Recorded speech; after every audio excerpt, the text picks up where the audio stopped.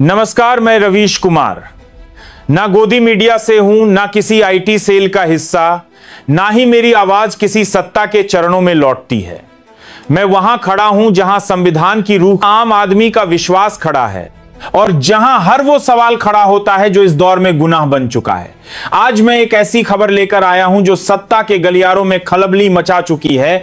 वो खबर जो राष्ट्रपति भवन की दीवारों को भी कंपा गई है और वो फैसला जिसे सुनकर मोदी सरकार की नाक में दम आ गया है। यह फैसला नहीं, एक सीधा तमाचा है। खुद को संविधान से बड़ा समझ बैठा था। दोस्तों, आज की कहानी एक जज की नहीं, एक क्रांति की है।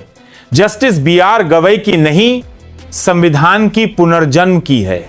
यह कहानी है उस न्याय की जो अब तक बैलगाड़ी पर बैठी थी और आज बुलेट ट्रेन की रफ्तार पकड़ चुकी है।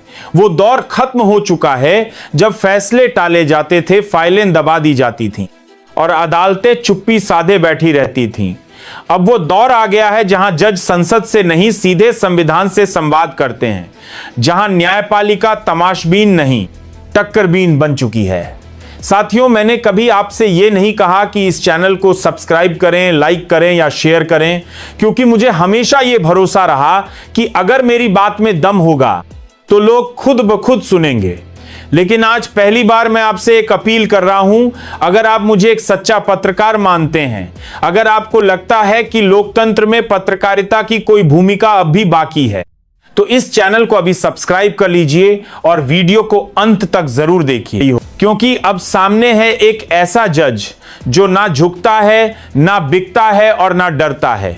उन्होंने वो काम कर दिया जो पिछले कई दशकों में कोई मुख्य न्यायाधीश करने की हिम्मत नहीं कर सका। उन्होंने राष्ट्रपति को आदेश दे दिया। जी हां, राष्ट्रपति, उस पद को जिसे अब तक सत्ता का सबसे सुरक्षित कवच माना जाता था।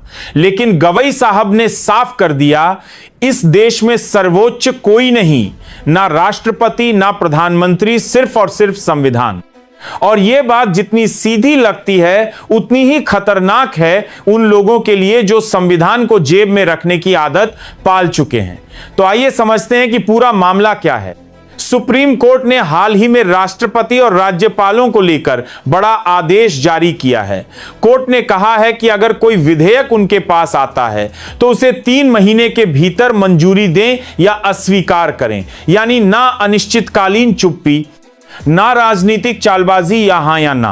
अब तक होता यह था कि जहां बीजेपी की सरकार है वहां राज्यपाल विधेयकों पर चुटकी में साइन कर देते थे, लेकिन जहां विपक्ष की सरकार है वहां सालों तक फाइलें धूल खाती थीं। यह लोकतंत्र नहीं, यह संवैधानिक बदला था। लेकिन अब सुप्रीम कोर्ट ने साफ साफ लाइन खींच दी है।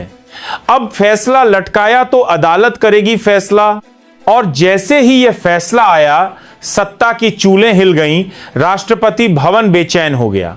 द्रौपदी मुर्मू ने चीफ जस्टिस गवई से सवाल पर सवाल दाग दिए, क्या आप हमें आदेश दे सकते हैं? और जवाब में जस्टिस गवई ने जो कहा वह सुनकर दिल्ली की दीवारों में दरारें पड़ गई होंगी। उन्होंने कहा, हां, हम आदेश दे सकते हैं क्योंकि हम संविधान के पहरेदार हैं। राष्ट्रपति हो या राज्यपाल, अगर आप संवैधानिक मर्यादाओं का उल्लंघन करेंगे तो अदालत निर्देश देगी और खुलकर देगी। अब यह सिर्फ एक कानूनी प्रक्रिया नहीं है, यह एक लोकतांत्रिक क्रांति है। जस्टिस गवई ने वो कर दिखाया है जो जस्टिस रंजन गोगोई और जस्टिस अरुण मिश्रा जैसे जजों के दौर में कल्पना भी नहीं की जा सकती थी। वहां जहां फैसलों के बदले राज्यसभा की सीटें मिलती थीं, आयोगों के अध्यक्ष पद मिलते थे, वहां जस्टिस गवई ने कसम ली, ना कोई गवर्नर पोस्ट चाहिए, ना कोई एम्बेसी, ना कोई आयोग, ना कोई पद। उन्होंने पद की भूख को ठुकराकर संविधान की सेवा को चुना। आप सोचिए, आज के दौर में जब हर संस्थान एक एक कर सरकार की जेब में समा चुका है, जहां संसद अब सवाल नहीं करती, जहां जांच एजेंसियां विरोधियों का शिकार करती हैं, जहां मीडिया सरकार की थाली में रोटियां बेलता है, वहां अगर कोई खड़ा होता है तो वो सिर्फ सुप्रीम कोर्ट है। और सुप्रीम कोर्ट में भी अगर कोई असली में खड़ा होता है तो वो है जस्टिस बी.आर. गवई। जब सरकार ने संसद को सर्वोच्च बताने की मुहिम चलाई, तब भी गवई साहब चुप नहीं बैठे। उन्होंने 2 टूक कहा, संसद नहीं, संविधान सर्वोच्च है। यह बात उस कुर्सी पर बैठकर कहना आसान नहीं है जहां हर शब्द सत्ता को चुभता है, लेकिन यही साहस दिखाता है कि अब भी कुछ जज ऐसे हैं जो न्याय के मंदिर को सत्ता का दरबार नहीं बनने देंगे।